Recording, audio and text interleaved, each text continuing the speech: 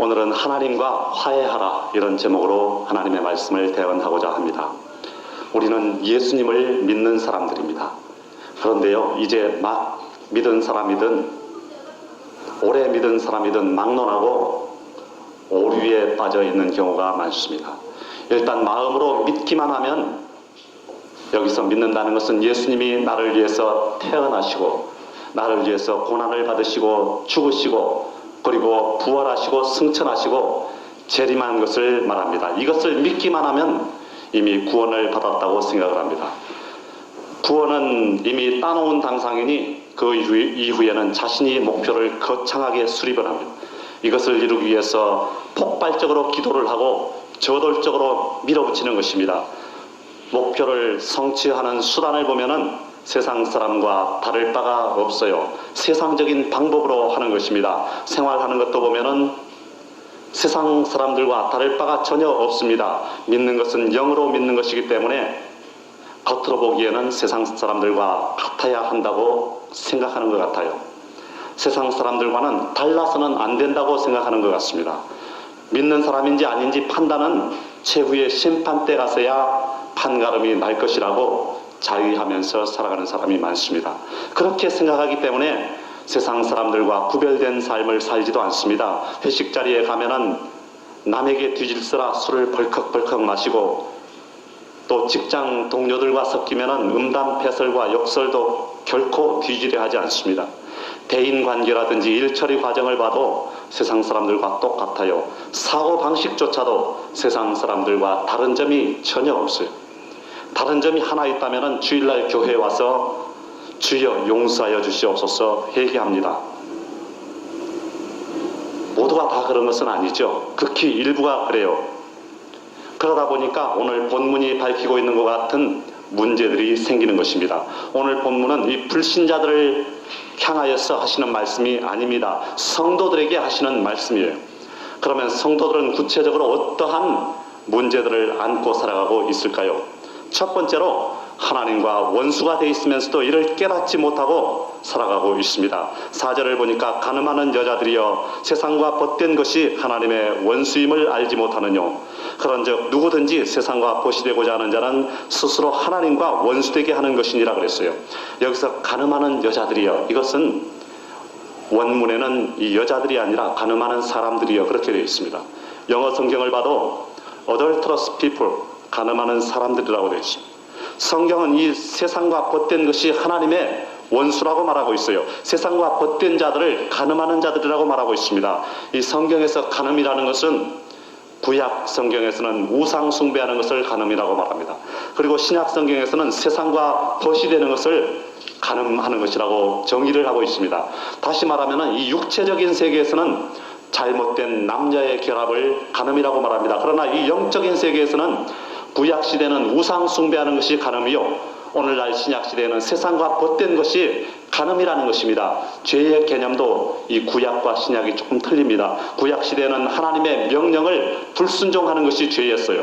그러나 신약 시대 오늘날은 성령으로 살지 않고 육체로 사는 것이 죄인 것입니다. 수준이 상당히 높아졌죠. 이처럼 세상과 벗이 되어서 간음을 행하고 살고 있으니 하나님과 원수된 자들 아닙니까? 그런데도 이러한 처지, 이러한 상황을 깨닫지 못하고 있어요. 오히려 자기가 잘 믿는 사람인 줄 착각하고 있는 것입니다. 그러나 실상은 잘 믿고 있는 것이 아니라 하나님과 원수가 되어서 살고 있어요. 예수님이 십자가를 지고 죽으신 것은 하나님과 우리를 화목시키려고 죽으신 것인데 오히려 원수가 되어 있다는 것입니다. 골로새서 1장 20절에서 22절을 보니까요, 그의 십자가의 피로 화평을 이루사 만물 곧 땅에 있는 것들이나 하늘에 있는 것들을 그로 말미암아 자기와 화목해 되기를 기뻐하심이라. 전에 악한 행실로 멀리 떠나 마음으로 원수가 되었던 너희를 이제는 그의 육체의 죽음으로 말미암아 화목해 하사 너희를 거룩하고 흠없고 책망할 것이 없는 자로 그 앞에 세우고자 하셨으니 그랬어요. 또 에베소서 2장 16절을 보면은요, 또 십자가로 이 둘을 한 몸으로 하나님과 화목하게 하려 하심이라. 원수된 것을 십자가로 소멸하시고 그랬어요. 주님께서 십자가를 지고 죽으신 것은 하나님과 우리를 화목되게 하기 위해서 그랬다는 것입니다. 그런데도 예수 그리스도의 십자가 공로를 무색하게 하고 헛되게 만들고 만다는 것입니다. 이처럼 하나님과 원수가 되어 있으니 범사에 잘 될 리가 있겠습니까? 하나님과 원수가 된 결과 어떻게 됐나요? 기도해도 응답을 받지 못하는 것입니다. 왜요? 1절에서 2절을 보니까 성도 중에 싸움과 다툼이 만연하다는 것입니다. 욕심과 시기와 질투 때문에 다툼이 있고 싸움이 있다는 것입니다. 시장에서 그리고 골목에서 이웃 간에 다툼이 벌어져요. 성도와 성도 간에, 성도와 불신자 간에 다툼이 벌어지는 것입니다. 그러면 또 옆에서 거들어요. 집사님 참어, 집사님 참어. 무슨 망신이겠습니까? 나도 망신이요, 너도 망신이요. 하나님 망신 아닙니까? 애들이 다투는 것을 보면은 참으로 사소한 일을 가지고 다툽니다. 어른들이 볼 때는 아무것도 아닌 것을 가지고 다퉈요. 그런데 어른들 다투는 것을 하나님이 보시면은 우리가 애들 다투는 거 보는 거하고 똑같을 거예요. 시시한 것을 가지고 다퉈요. 결코 중요하지도 않은 것을 가지고 자존심 대결을 벌이는 것입니다. 그 정치인들 보십시오. 얼마나 치졸한 일을 가지고 다툽니까? 그리고 기도를 해도 삐뚤어진 동기를 가지고 하기 때문에 응답이 없습니다. 2절에서 3절을 보니까 너희가 얻지 못함은 하나님께 구하지 아니함이요 구하여도 받지 못함은 정욕으로 쓰려고 잘못 구함이니라 그랬어요. 구해도 얻지 못한다는 것입니다. 잘못 구하기 때문에. 여기 정욕이라는 것은 플레저, 쾌락인 것입니다. 쾌락을 추구하기 위해서, 쾌락을 위해서 구하기 때문에 얻지 못한다는 것입니다. 그리고 이 잘못 구한다는 것은 with wrong motives, 잘못된 동기를 가지고 하나님 앞에 구하기 때문에 응답을 받지 못한다는 거예요. 그럼 이와 같은 문제들을 어떻게 해결할까요? 하나님과 원수된 관계에서 돌이켜서 화목하게 되는 길이 있을까요?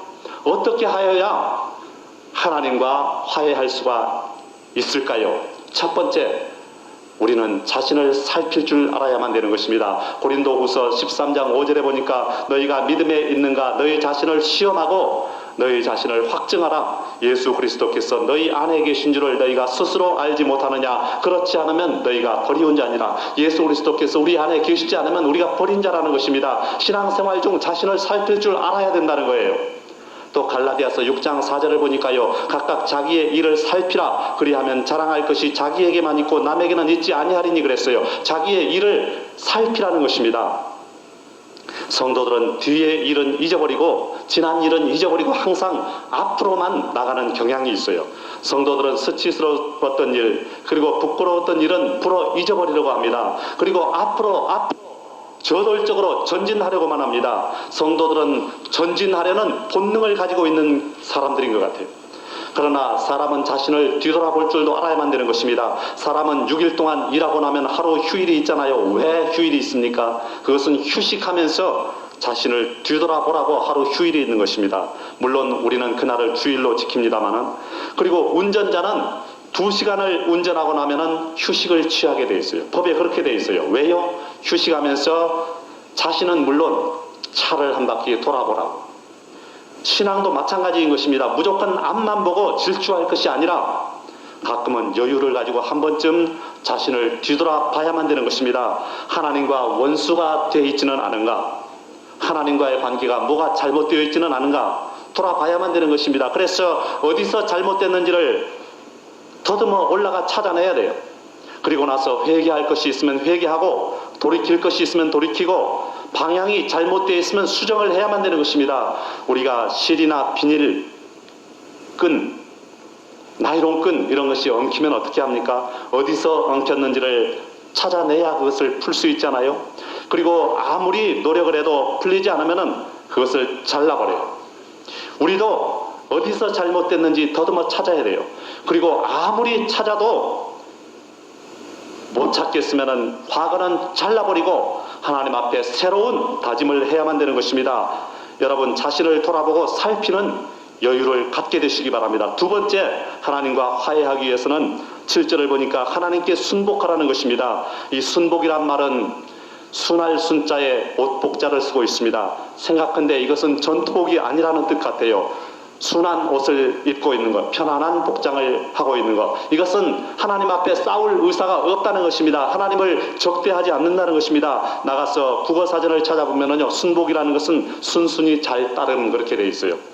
또 영어사전을 찾아보면 submit, 복종하다, 굴복하다, 항복하다 그렇게 돼 있어요.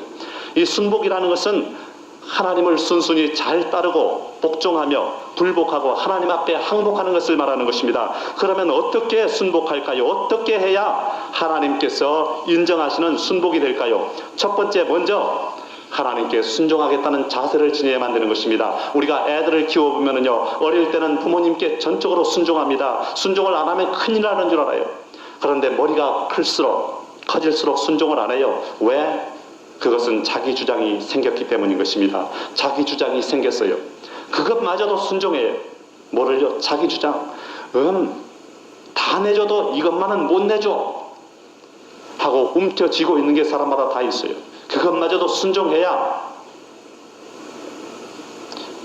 그런데 그것이 잘 안 돼요. 어려워요.